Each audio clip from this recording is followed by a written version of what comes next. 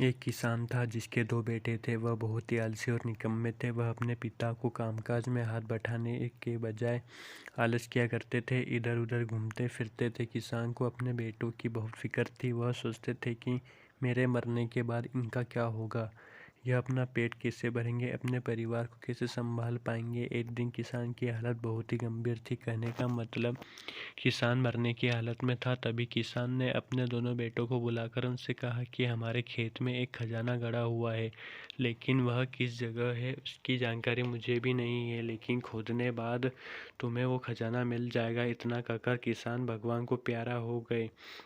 खजाने की खबर सुनकर दोनों बेटों के मन में लालच आ गया और वो दोनों खेत पर चले गए और खेत को खोदने लगे। खजाने के लालच में कुछ ही दिनों में पूरे खेत को खोदने के बाद वह घर जाकर बैठ गए और वह अपने पिता को कोसने लगे। इसी तरह कुछ महीने बीत गए और वर्षा ऋतु का आगमन हुआ। किसान के बेटों के पास पेट भरने के लिए सिर्फ एक ही जरिया था, वो है खेती।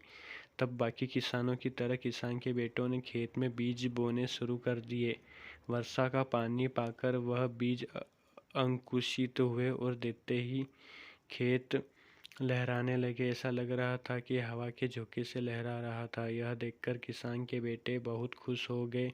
उनको समझ आ गया कि परिश्रम ही सच्चा धन होता है और वो उसी तरह से अपने पिता के शब्दों का मोल भी समझ गए और अपने कामकाज में लग गए।